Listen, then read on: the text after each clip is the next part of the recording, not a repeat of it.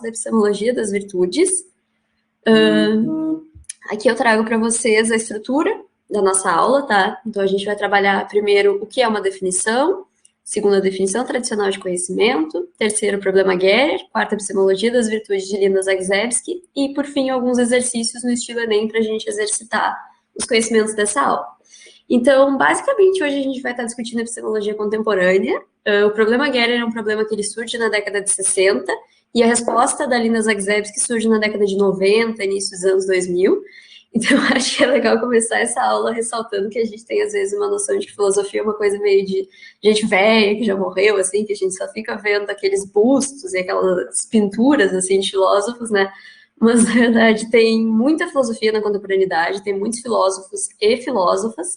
O problema Gerer é um problema que surgiu há pouco tempo, mas que ele já se tornou praticamente um clássico da filosofia. Vocês vão ver o tamanho da importância dele, assim, é uma coisa que revoluciona mesmo a epistemologia, e a gente vai estar trabalhando hoje com esses temas contemporâneos, então, para vocês terem também um pouco de contato e de noção com o que está se discutindo em filosofia atualmente, né? E principalmente pensando essas questões de epistemologia de uma maneira que vocês consigam responder as questões do Enem, mas também que vocês peguem essas noções mais gerais, vamos colocar assim, né, esses raciocínios que a gente está discutindo aqui, talvez até vocês consigam usar para a redação de vocês, né? Para trazer um peso teórico na redação de vocês, com alguns conceitos e com algumas noções da epistemologia. Se for de epistemologia contemporânea, melhor ainda, que vocês mostram, além de que vocês têm domínio, que vocês têm domínio do que está acontecendo atualmente, né? Que vocês têm um domínio amplo da coisa. Isso é muito legal, visto que o Enem, ele busca muito conectar a realidade, né, a nossa compreensão da realidade com o embasamento teórico. E o embasamento filosófico é ótimo para isso. Então, passada essa introdução, vamos começar. O que é uma definição? Né? Então, porque o problema Gerer, ele vai ser um problema que ele vai atacar a definição tradicional de conhecimento. Mas eu acho que é muito um balde de água fria, assim, chegar para vocês direto. Olha, vamos falar sobre definição tradicional de conhecimento, o Gerer ataca isso e as Zagzebski tentam responder. Então, vamos tentar ir construindo, né, aos poucos, para que vocês também consigam pegar um pouco dessa argumentação e desse estilo de raciocínio que normalmente se usa em filosofia, né? Então, vamos lá. O que é uma definição?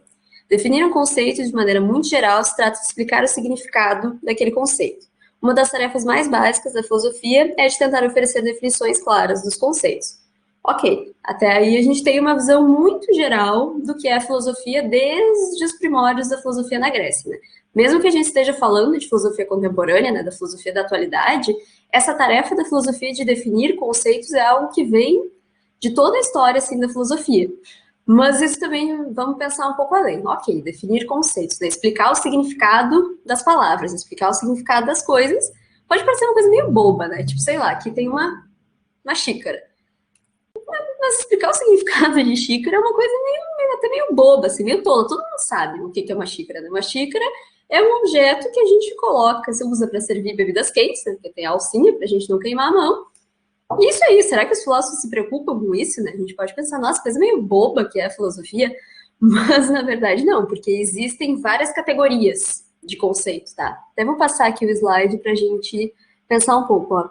A filosofia normalmente não está interessada nesse tipo de conceito simples, como conceitos de xícara. Os conceitos que interessam a filosofia são conceitos mais abstratos. Aqui a gente tem uma informação nova. Ok, os conceitos que interessam a filosofia são conceitos mais abstratos, mas vocês podem se perguntar, o que são conceitos abstratos? O que é uma coisa abstrata?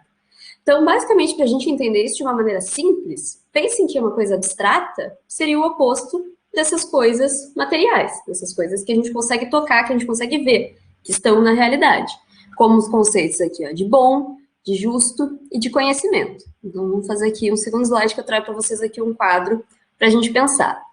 Aqui a gente vai ter os conceitos simples, são esses conceitos materiais, esses conceitos de objetos do dia a dia, como um celular, uma xícara. Aqui eu coloco um caderno, por exemplo, que definiu o que é o conceito de caderno, e dizer, ok, é um conjunto de folhas de papel encadernado. Isso são definições do senso comum. E aqui abro um parênteses. Vocês lembram, quem assistiu a aula de epistemologia moderna, depois se vocês quiserem assistir, mas retomando algo que eu já trouxe para vocês lá, É muito legal que a gente comece a pensar a filosofia a partir dessas ideias do senso comum. O que são essas ideias do senso comum? São ideias do dia a dia, são ideias que a maioria das pessoas tem, que as nossas avós têm, que a gente tem, que a comunidade onde a gente está inserido tem. E é legal a gente pensar a filosofia a partir disso, né, a partir dessa base comum que todo mundo tem, porque algumas vezes a filosofia está em continuidade com essa base, e não que a filosofia vá simplesmente endossar o que o senso comum diz, mas a filosofia, de certa forma, vai justificar, vai mostrar o porquê que o senso comum pensa daquele jeito, e em outras ocasiões a filosofia vai ser diferente do senso comum, como é no caso da definição. A filosofia não está interessada nesse tipo de definição aqui, do dia a dia, do senso comum. A filosofia está interessada nessas definições aqui. Conceitos complexos, conceitos abstratos. Por exemplo, o bom, o justo, o conhecimento. São conceitos que eles não estão no mundo, eles não são materiais. A gente não consegue pegar, ó, aqui está o conhecimento, vamos analisar o conhecimento, porque ele não é um objeto. Ele é algo que a filosofia vai tentar dizer o quê? A mesma coisa, vamos pensar no bom. Bom, para mim pode significar uma coisa, para a Valéria pode significar outra, para vocês pode significar outra, e a filosofia vai tentar ver qual é a definição correta, qual é o significado correto de bom, que está além do que a maioria das pessoas pensa. Por exemplo, sei lá, no dia a dia as pessoas podem considerar que é algo bom ajudar umas às outras, ou as pessoas podem considerar que é algo bom ser egoístas, porque elas vão se beneficiar disso. Entendem? E a filosofia vai pegar essas noções e vai refletir em cima delas, tentando chegar a um consenso desse significado, né? Do que seriam essas noções. E aqui, vamos ainda aprofundar um pouco mais, né? A gente tem o que a filosofia tem por definição. A filosofia tem por definição conceitos complexos e abstratos. Ok. Mas também em filosofia a gente vai ter duas maneiras para a definição de um conceito, que é uma forma prática e uma forma teórica. Vamos lá. A forma prática de definir um conceito é oferecer diretrizes para aplicar aquele conceito na realidade. É mostrar quais são os casos daquele conceito na realidade. Então, vamos fazer para a aula de hoje. Né? A gente quer definir conhecimento. A gente está trabalhando com epistemologia. Epistemologia é teoria do conhecimento. Inclusive, a professora Valéria fez um material muito legal que vai estar lá para vocês no Drive, que ela passa todas essas noções. Depois, se vocês quiserem rever ou acompanhar, bem legal, procurem por lá. Então, o que vai ser a forma prática de definição de conhecimento? A gente vai definir o que é o conhecimento e a gente vai ver, então, como aplicar casos de conhecimento na realidade. A gente vai distinguir, na realidade, o que é conhecimento e o que não é. Isso é muito importante na prática, porque isso também, reprisando um pouco da aula passada, a gente normalmente precisa muito do conhecimento. A gente precisa do conhecimento para definir, por exemplo, o que é ciência, o que é algo que é comprovado, o que é algo que é uma pesquisa séria, do que é, por exemplo, a mera opinião da Mariana sobre as coisas, que não é uma opinião científica, justamente porque é uma opinião pessoal minha. Então, esse ponto é muito importante, mas ainda tem um segundo ponto que a filosofia busca na sua definição, que é a forma teórica. Então, vamos lá. A forma teórica de definir um conceito consiste em compreender onde aquele conceito deve ser colocado na teoria filosófica a ser adotado. É buscar onde aquele conceito deve se encaixar na nossa teia, junto com os demais conhecimentos. Aqui, teia, imagine uma teia de aranha, mesmo onde todos os nossos conhecimentos estão se conectando. Pense numa teia de aranha filosófica. A gente precisa saber aonde o conceito de conhecimento vai se colocar naquela teia. Ele precisa se encaixar ali, ele não pode ter uma ruptura, ou ele não pode ser uma coisa nada a ver que não se enquadre naquela teia. Tem que ser tudo conectadinho, tudo bonitinho, para que se faça sentido. Certo? Então, revisando até aqui, porque é bastante coisa. Sobre definição, de que há uma definição de conceitos simples, do senso comum, e uma definição de conceitos filosóficos abstratos, e a gente falou que a filosofia está interessada nesses conceitos abstratos e que ela busca uma definição que consiga ser tanto prática quanto teórica. Ok até aqui? A gente pode seguir? Falem aí nos comentários, para vocês tá tudo tranquilo, se vocês têm alguma dúvida, senão a gente segue. Luísa falou que sim, então, perfeito, vamos seguir. Então, vamos lembrar, agora a gente vai viajar para o período antigo. A gente vai estar falando aqui de epistemologia antiga, porque a primeira definição de conhecimento, né, o primeiro filósofo que chegou e disse conhecimento é isso, foi o Platão. E agora a gente vai ver, além disso, porque o Platão já se dava conta de que existem várias formas de conhecimento. Se vocês forem pensar, a gente usa a palavra saber em várias ocasiões. E a filosofia sistematiza que existem três formas da gente usar a palavra saber ou três formas de conhecimento. que é o conhecimento por habilidade, o conhecimento por familiaridade e o conhecimento proposicional. Sempre tem que surgir algum termo técnico esquisito da filosofia, mas que quando a gente vê não é nada demais. Então aqui só para situar vocês. Vou dar para vocês 3 exemplos dos quais a gente usa a palavra sabe. A palavra sabe do mesmo jeito. Pelé sabe jogar futebol, um bebê sabe reconhecer a sua mãe e ela sabe o conteúdo da prova porque leu em um livro.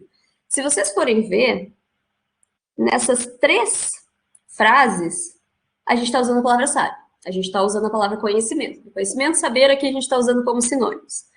E qual é o ponto? A filosofia precisa escolher qual desses conhecimentos ela está tentando definir, qual desses conhecimentos ela está tentando explicar.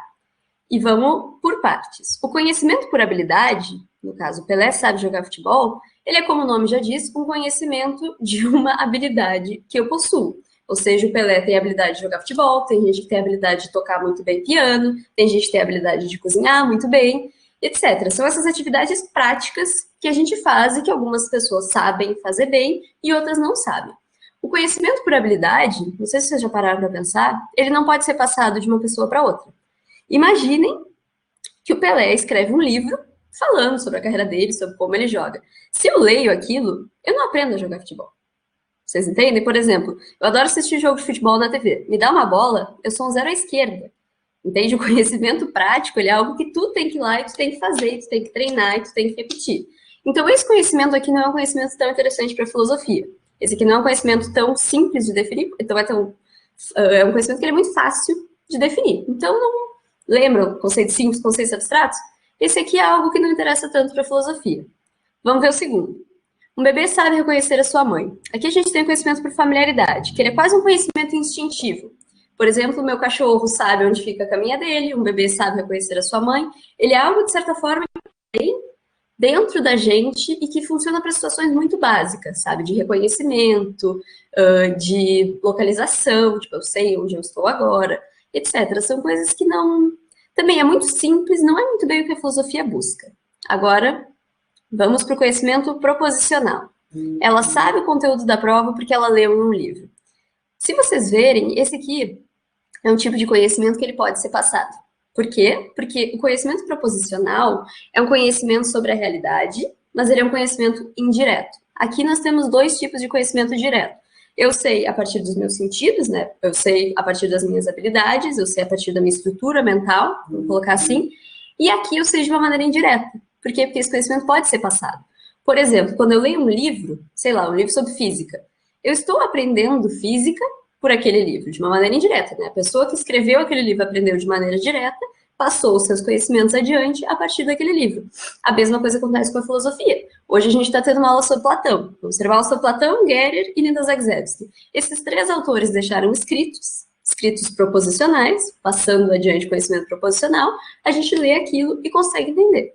Então é nesse tipo de conhecimento que a filosofia está interessada. Então, nós vamos dar uma definição de conhecimento proposicional. Não vai ser uma definição de conhecimento por familiaridade, nem de conhecimento por habilidade. É esse conhecimento aqui que nós estamos interessados. Tá certo?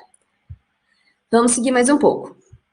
Aqui a gente está... Aqui é uma recapitulada do que eu acabei de falar. O tipo de conhecimento que interessa a filosofia é o conhecimento proposicional. No conhecimento proposicional, temos contato com a realidade indireta, a partir do relato de outras pessoas.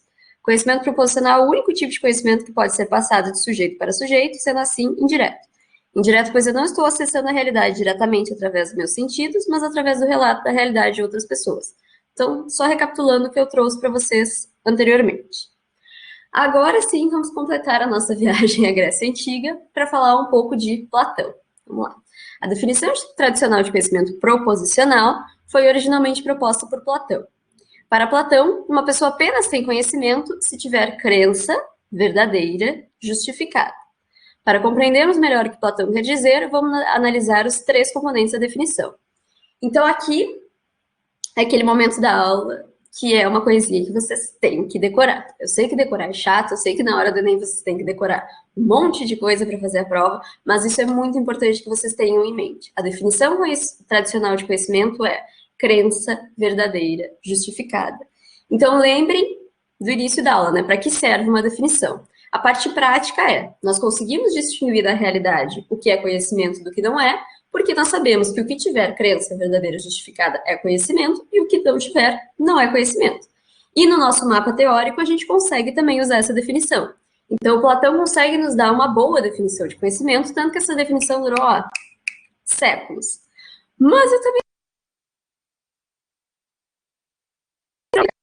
tanto vago, pode parecer assim, tipo, ok, o que ele está querendo dizer com isso?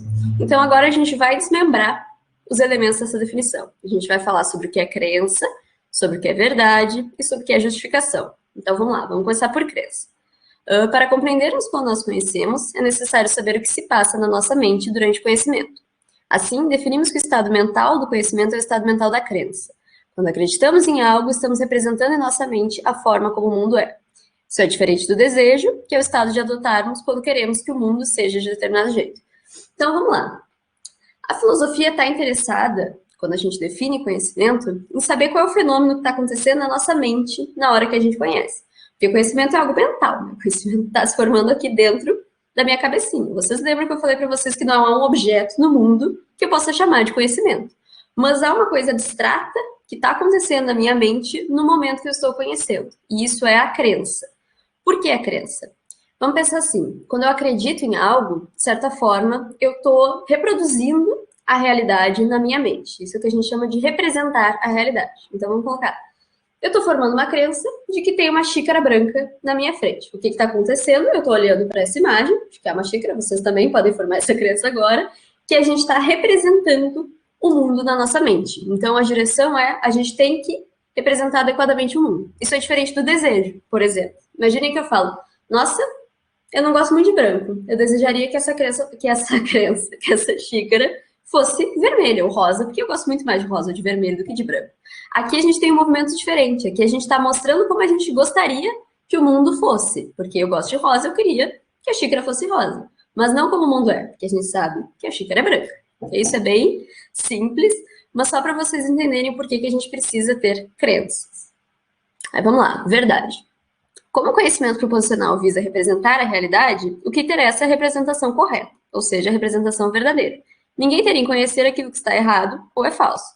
Então, indo um pouquinho mais, né, para a gente entender essa definição de Platão, o Platão vai dizer que o conhecimento tem que ser verdadeiro porque o que nos interessa é a verdade. A gente quer saber como essa xícara é, e não como essa xícara não é. Isso é uma coisa bem óbvia. Pensem, vamos colocar uma coisa mais prática. Vamos colocar, por exemplo, na ciência. Eu sempre trago esse exemplo, mas é porque ele está muito em voga.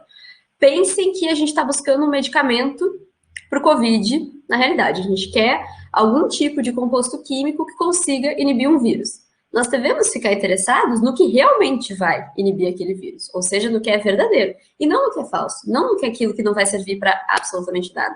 Entende? E o que interessa para o conhecimento sempre vai ser a verdade. Então, a gente precisa de uma crença verdadeira. Ok, a gente precisa de uma representação correta das coisas. A gente precisa de uma imagem correta do mundo. Mas o Platão falou que isso não é suficiente. A gente precisa de algo a mais, que é a justificação. Então, vamos ler aqui. Para finalizar a definição de conhecimento, precisamos de um componente que diferencie o mero palpite do conhecimento de verdade. E essa distinção está na justificação. A justificação se trata das razões que temos para sustentar que a nossa crença é verdadeira.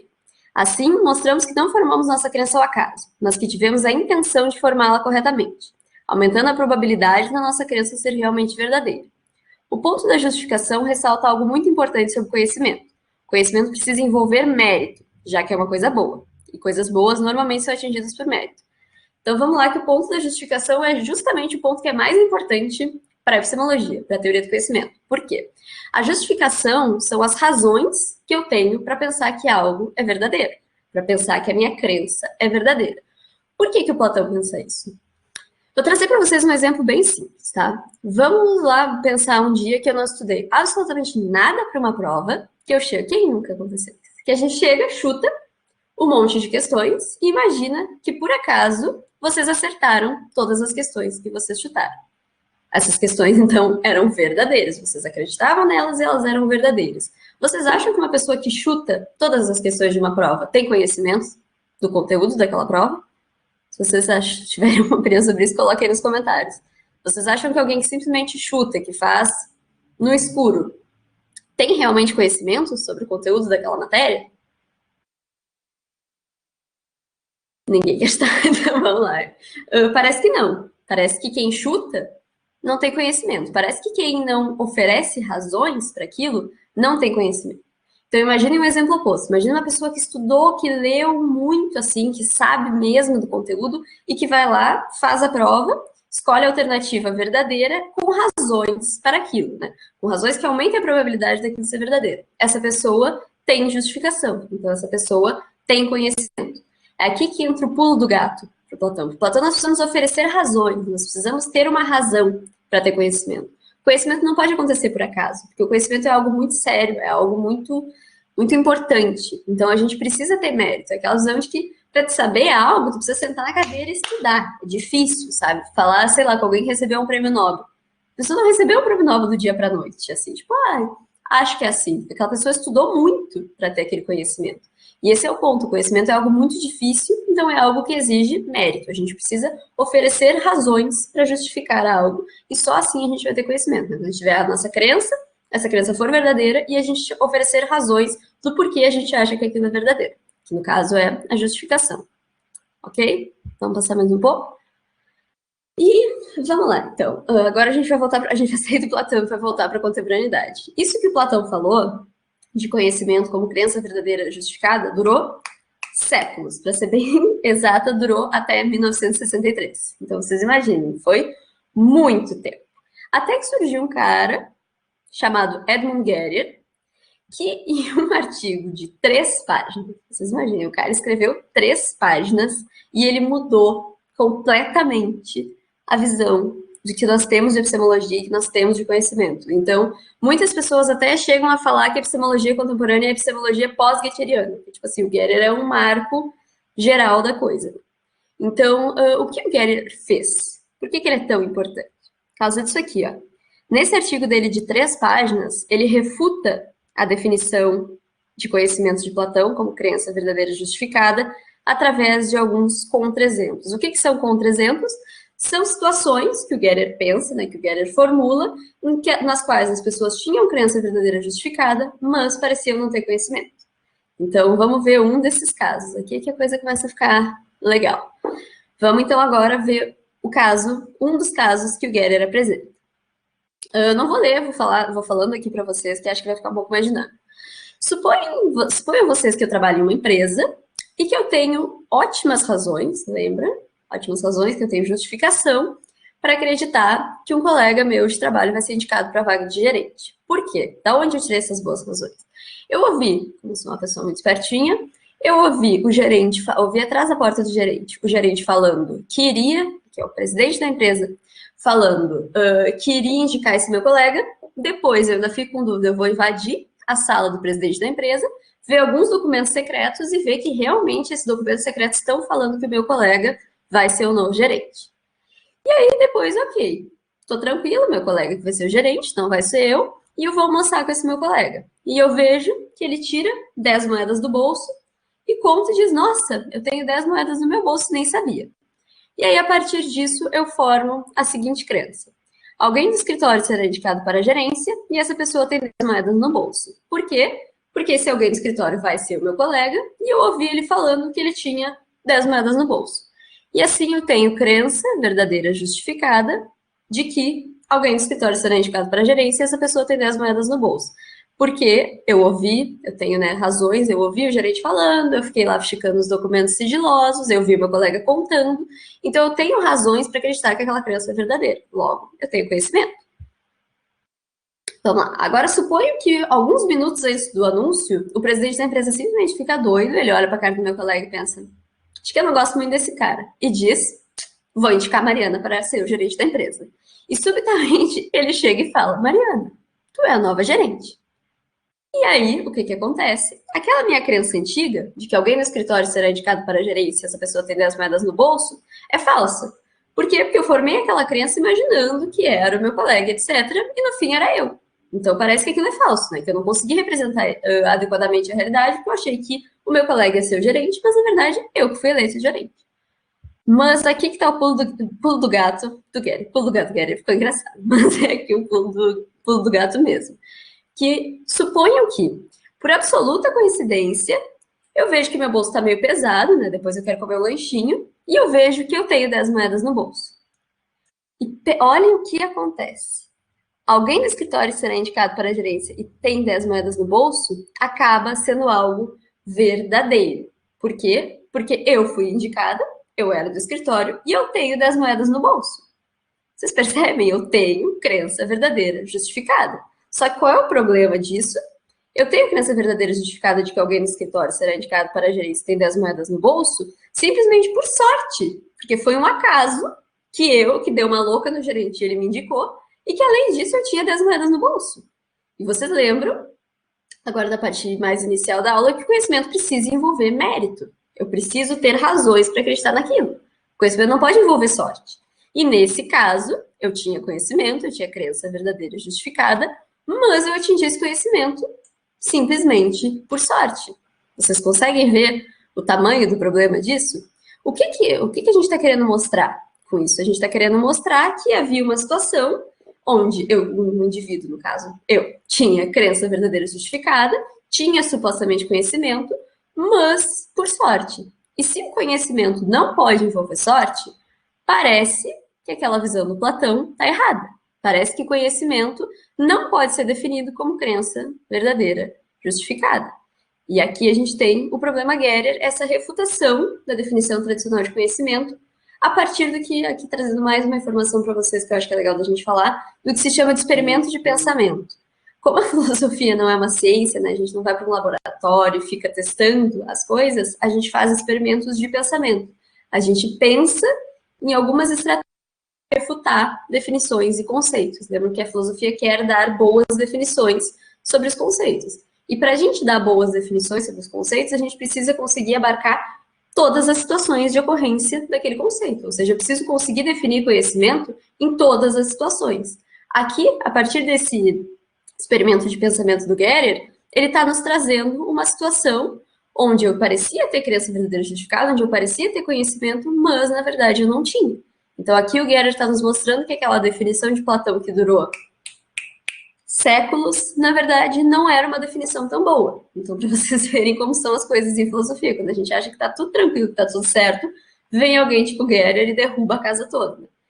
E agora a gente vai continuar a nossa aula buscando uma resposta para o problema Gerer. Por que eu quis trazer essa resposta para vocês? Porque eu acho interessante também a gente pensar que a filosofia traz respostas. Às vezes a gente tem muito aquela visão de que na filosofia a gente só fica questionando tudo, e questiona aquilo, e questiona aquele outro, e realmente questionar é muito importante.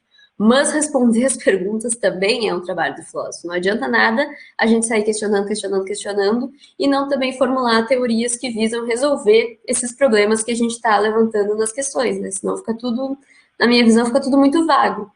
E a gente não quer isso em filosofia. Então também tem um esforço filosófico muito grande de oferecer respostas aos problemas, né? Então, aqui no contexto da nossa aula, a gente vai ter um problema com a definição de conhecimento, que é esse problema trazido por Gerer, que a gente acabou de ver, né, com esses contra-exemplos, com esse exemplo do escritório, que ele mostra que a definição de conhecimento é algo insuficiente, e a gente também vai ter essa filósofa, que se chama Linda Zagzebski, tentando responder ao problema de Gerer. Ela tenta oferecer uma definição de conhecimento que não caia nesse tipo de exemplo, nesse tipo de situação que o Gerer está apontando, então que parece ser uma definição que consegue ser melhor, né? Que consegue explicar o conhecimento em mais situações, em mais circunstâncias. Então, vamos ler aqui esse. O problema Gerer gerou um impacto muito profundo para a epistemologia da atualidade. Vários filósofos e filósofas tentaram resolver esse problema oferecendo uma nova definição do conhecimento. Veremos a solução de Linda Zagzebski com a teoria da epistemologia das virtudes. Então, a teoria dela se chama epistemologia das virtudes, e a gente já vai ver por quê.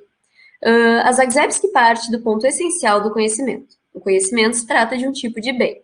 Normalmente, a área da filosofia que trata do que é bom é a ética. Assim, Zagzebski decide juntar a epistemologia com vários aspectos da ética. Então, aqui tem muito resumido, né? A teoria da Zagzebski é uma teoria bem sofisticada, né? Bem complicadinha, mas aqui a gente vai ver o que há de mais essencial na teoria da Zagzebski, né? Então, a Zagzebski parte do princípio de que o conhecimento é um bem, de que o conhecimento é algo muito bom. Por que ela pensa isso? Porque se a gente olhar para o dia a dia mesmo, né, se a gente olhar para a realidade onde a gente vive, Parece que quando algumas pessoas não conhecem as coisas, elas, de certa forma, parece que estão fazendo algo ruim. Elas parecem que estão sendo um pouco irresponsáveis. Pensem o seguinte, um caso que está sendo bem em voga. Vamos colocar aqui, sei lá, tem uma vacina que é comprovada que previne várias doenças infantis. E os pais de uma criança não têm conhecimento disso e optam por... E como eles não têm conhecimento disso, logicamente eles não dão essa vacina. E essa criança, depois de 5, 6 anos, acaba convertendo a doença e morrendo. Tudo bem, aqui é uma situação bem extrema. Mas olhem como é importante que a gente busque conhecimento, que a gente busque saber das coisas. Porque em muitas situações, quando a gente não sabe, parece que a gente está cometendo um erro muito grave, quase um erro moral, um erro da ética. Recapitulando, não sei se vocês já devem saber agora, mas só para trazer um pouco mais, a ética vai ser a área da filosofia que vai tratar do que é bom, do que é justo, do que é o correto, de quais ações nós devemos tomar que são boas, né, visando o bem e não para nós sermos pessoas ruins. Então, como a Zagzebski acaba percebendo que há, de certa forma, algo muito peculiar no conhecimento, que ele parece ser algo valoroso, que ele parece ser algo bom, ela percebe que nós podemos juntar a epistemologia com a ética. E vamos ver como ela faz isso. Para Zagzebski, quando consideramos que o conhecimento é um tipo de bem, precisamos considerar que a verdade deve ser conectada diretamente ao conhecimento. Mas, o que significa isso? Anteriormente, falamos que a justificação aumentava a probabilidade de uma crença ser verdadeira. Para a filósofa, isso é insuficiente, e sempre dará margem para problemas como proposto por Gerer. Precisamos de uma definição que implique diretamente a verdade e não que aumente a probabilidade de uma crença ser verdadeira. Mas, qual definição pode ser essa? Então, aqui também a gente tem um slide com bastante conteúdo, vamos por partes. A gente tem, então, a gente inicia com a visão de que o conhecimento é um tipo de bem. Por isso, a epistemologia é algo que, de certa forma, é parecido com a ética. Né? Mesmo que a epistemologia trate de conhecimento e a ética trate do que é uma ação boa, do que é o bem, se nós temos que o conhecimento é um bem, nós podemos ter uma aproximação entre epistemologia e ética. Para isso, a Zagzebski acha que a verdade deve ser conectada diretamente com o conhecimento. O que significa isso, né, dentro da discussão? Nós tínhamos anteriormente a visão de que quando nós tínhamos justificação, quando nós tínhamos razões para acreditar em algo, aquelas razões aumentavam a probabilidade de nós atingirmos a verdade, certo? A Zagzebski fala que isso não pode acontecer em uma definição de conhecimento. Nós precisamos ter a visão que implique diretamente a verdade. Vamos supor, se nós temos razões, essas razões precisam necessariamente nos levar à verdade, nos levar a uma representação verdadeira. Não pode ter espaço para que nos leve a algo falso. Vou dar um exemplo para vocês. Isso é o que se chama em epistemologia de falibilismo, em epistemologia contemporânea. Imaginem um cientista da época de Aristóteles. Aristóteles acreditava que o modelo onde a gente está inserido é o modelo geocêntrico, ou seja, que a Terra está no centro do universo e o resto orbita entre ela. E o Aristóteles tinha muitas razões, então ele tinha razões que aumentavam a probabilidade daquilo que ele estava propondo ser verdadeiro. Mas veio o Copérnico chegou e nos mostrou, e depois comprovado, né, com os experimentos de Galileu e cada vez mais, que na verdade não, que o que está no centro é o Sol, não é a Terra. E assim, o Aristóteles tinha crença justificada falsa. Ele tinha razões que não conseguiram chegar à verdade. A Zagzebski chega e diz, isso não pode acontecer. Toda vez que eu tenho razões, eu preciso chegar necessariamente à verdade, não pode ter erro. Eu não posso ter uma definição de conhecimento que suporte o erro. Eu preciso ter uma definição de conhecimento que, quando eu tiver as minhas razões, eu chego necessariamente à verdade, né? A verdade está garantida, de certa forma. E aí a gente se pergunta, ok, Zagzebski, legal, mas que definição é essa, então, que tu vai propor? E a Zagzebski chega e propõe o seguinte, nós precisamos definir o conhecimento a partir da noção de virtude. A virtude se trata de uma combinação de um estado interior admirável com um sucesso exterior. Em outras palavras, uma ação virtuosa tem características admiráveis que as movem para ter ações admiráveis. O que significa isso? Bom, o que significa esse tanto de conceito? Vamos pensar uma coisa do dia a dia. Virtude não é um termo só da filosofia. Virtude é um termo que a gente usa no dia a dia, que a literatura usa. E o que a gente diz quando, nossa, aquele médico é um cara muito virtuoso. Ou, nossa, minha mãe é uma pessoa muito virtuosa, uma pessoa que tem muitas virtudes.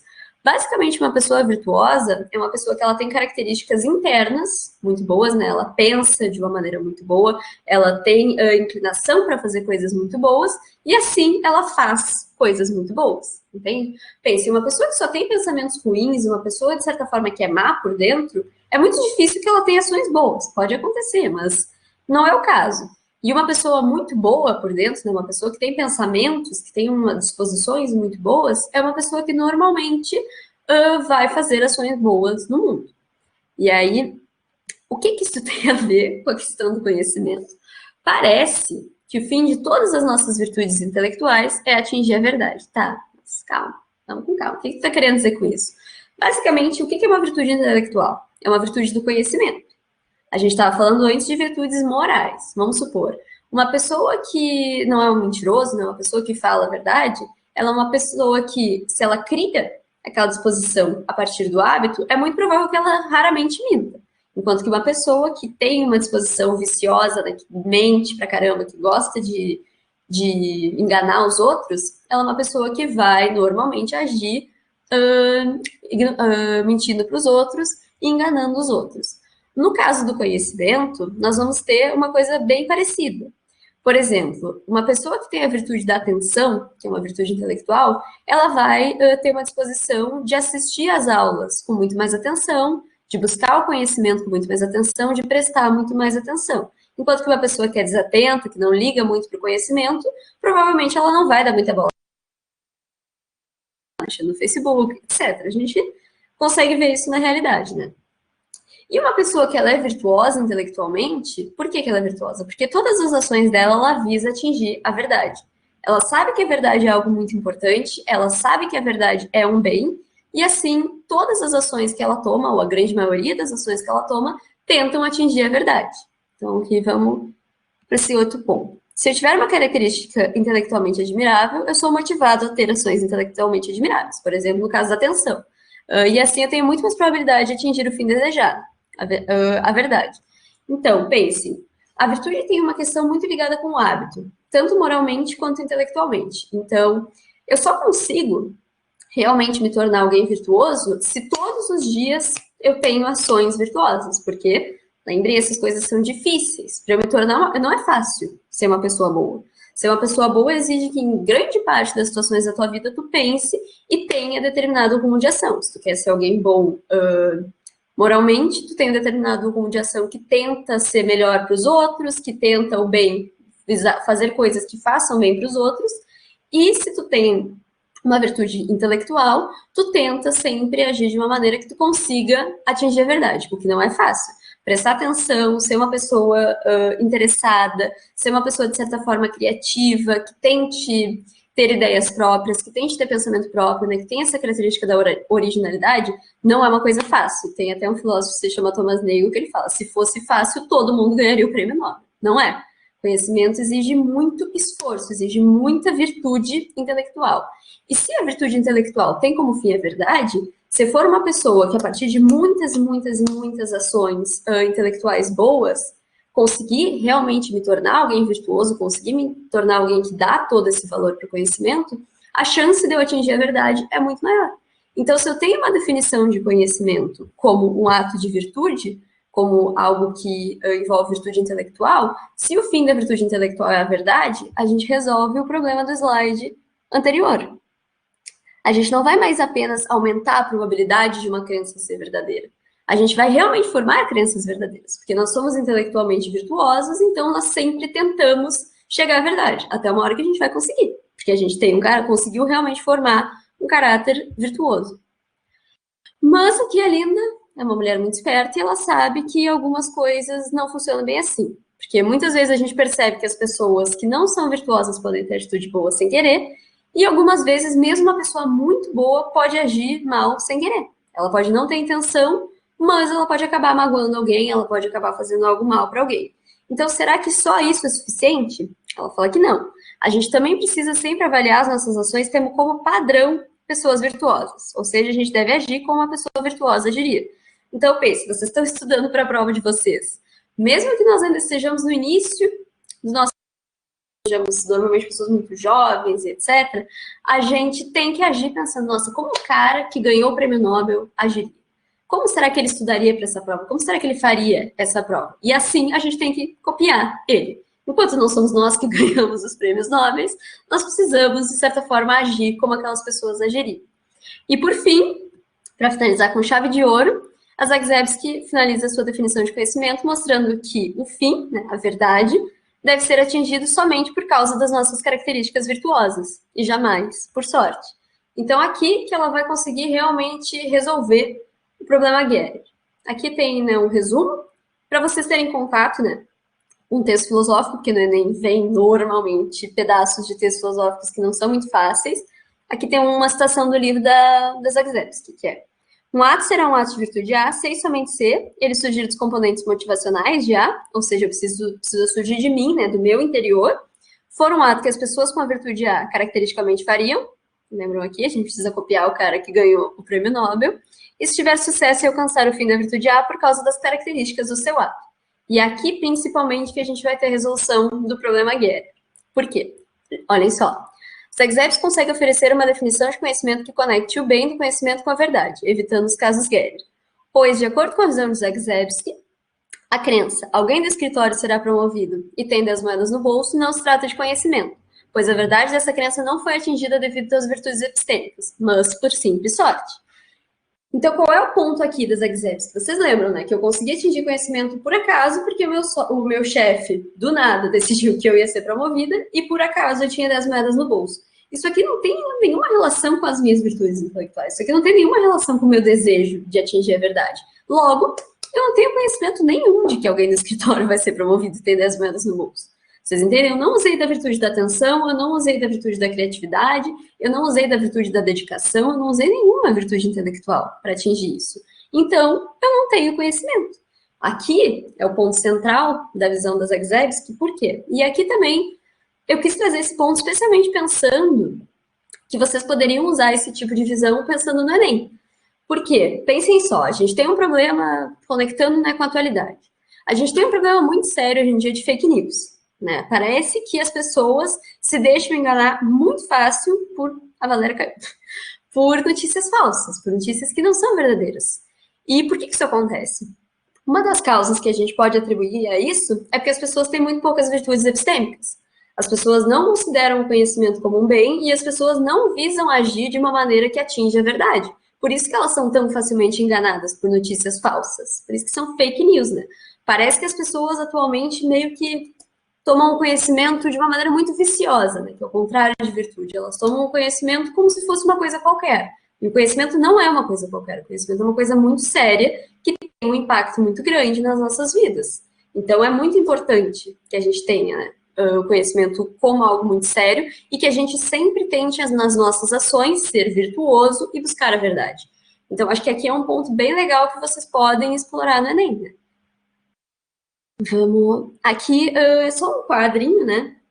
Pra gente pensar e meio que dar uma revisada, né? Porque eu sei que a aula teve muita coisa, que é basicamente um resumo. A gente tem primeiro uma definição do conhecimento de Platão, que é chamada de definição clássica, que é o conhecimento da crença verdadeira justificada ou crença verdadeira, nas quais a gente oferece razões, oferece uma explicação racional, depende muito do autor, ele vai colocar de um jeito. A gente vai ter a objeção de Gerer, de que existem contra-exemplos, ou seja, existem situações em que as pessoas têm crença verdadeira justificada, mas não têm conhecimento. E aqui a gente tem a definição do conhecimento da Zagzebski tentando resolver esse problema Gerer, que é o conhecimento é a crença resultante de atos de virtude intelectual, porque quando a gente obtém conhecimento a partir de atos de virtude intelectual, a gente consegue chegar na verdade e não cai nesse problema aqui. Então, esse foi um resumo da nossa aula de hoje, e eu trouxe agora para a gente finalizar alguns exercícios.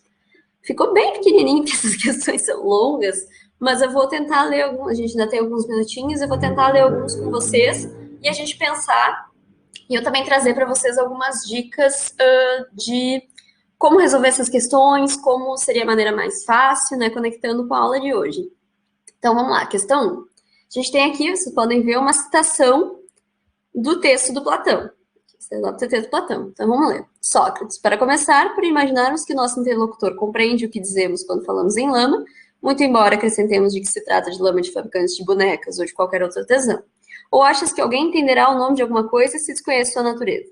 Teteto, de forma alguma. Sócrates não compreenderá, pois o conhecimento do sapateiro, quem não souber o que seja conhecimento.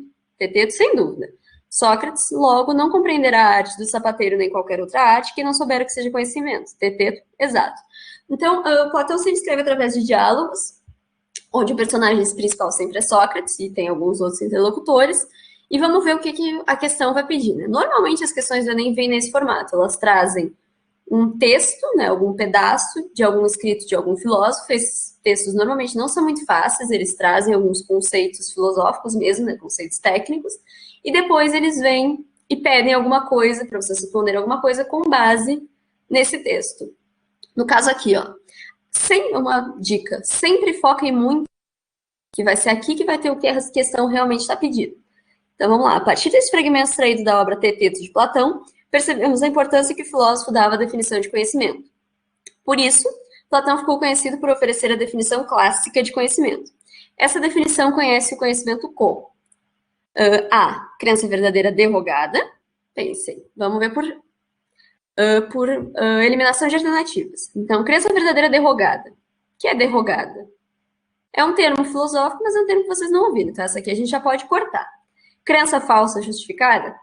Vocês lembram? O que interessa é o conhecimento da verdade. Então, falso, a gente já corta. Crença verdadeira justificada?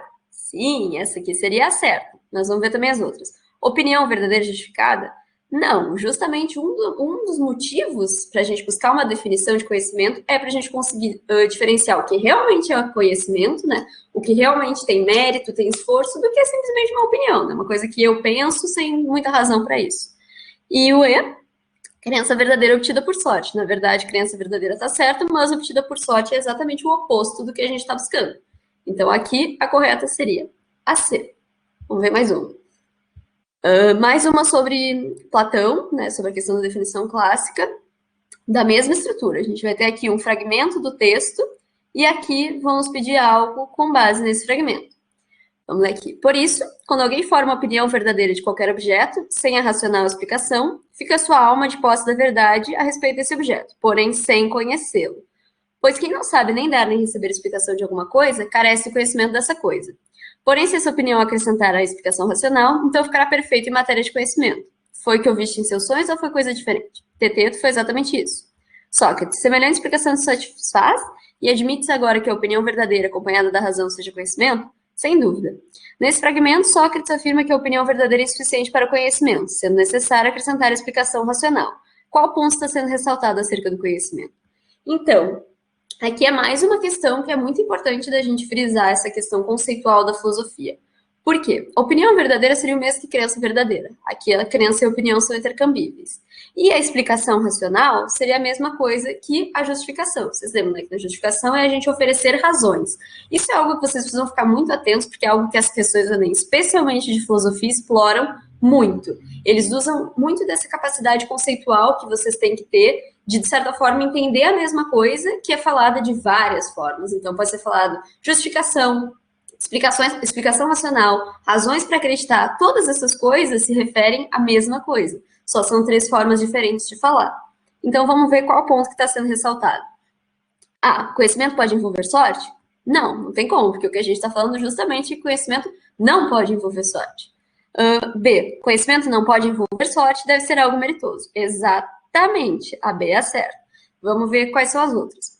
Conhecimento é opinião do senso comum? Não, lembrem, memorando é algo que é muito importante vocês frisarem, o conhecimento é justamente diferente da opinião do senso comum. D, conhecimento é algo que acontece por acaso? Não, acaso seria a mesma coisa que sorte, não serve, e E, conhecimento não envolve razão. Essa aqui é aquela absurda que a gente já corta direto. Então, percebam, aqui a gente está ressaltando o ponto central da explicação racional ou da justificação, que é evitar que o conhecimento envolva sorte, porque o conhecimento tem que ser algo meritoso. É difícil oferecer razões, é difícil dar uma prova que a gente sabe. Pensem assim. Então, se é difícil, se eu preciso realmente provar aquilo que eu sei, é porque o conhecimento não pode envolver sorte. Não pode ser uma coisa que eu acho ou que eu descobri por acaso. Tem que ser algo meritoso que eu consiga explicitar muito fortemente as minhas razões. Vamos para a próxima. Essa aqui já é uma contemporânea, que a gente vai estar falando da Zagzebski. Então, aqui, mesma estrutura. Aqui a gente vai ter um pedaço do texto dela, e aqui a gente vai ter o que a questão está pedindo. Então, vamos ler. A definição de conhecimento que proponho vem de uma teoria de ética das virtudes. A teoria completa inclui tanto as virtudes morais quanto as virtudes intelectuais, e tem como objetivo oferecer uma explicação unificada sobre a moralidade da crença, bem como da ação.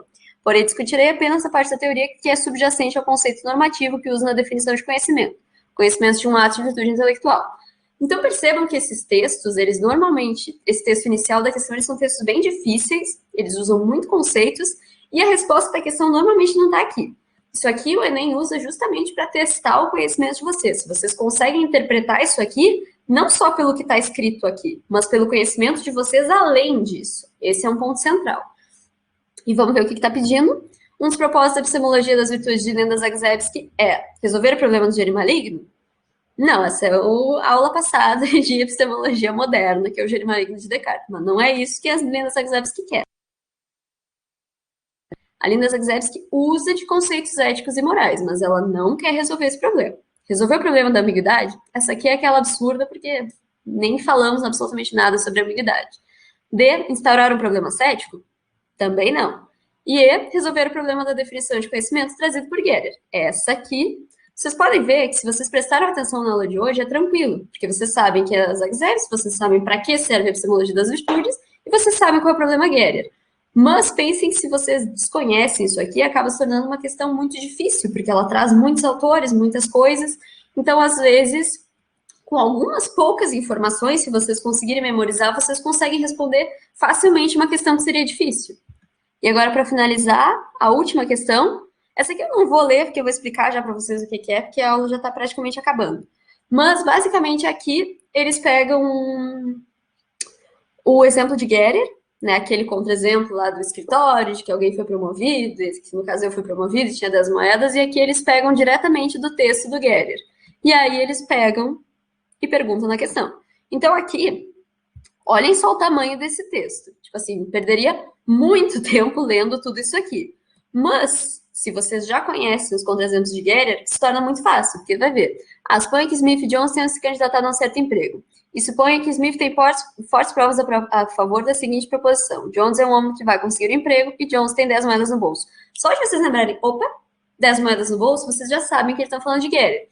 Então, mesmo que isso aqui seja um texto enorme, de certa forma, vocês já têm uma referência que vai deixar vocês mais tranquilos. E aí vocês já conseguem vir direto para isso aqui. Os contra-exemplos de Gerer surgiram para refutar.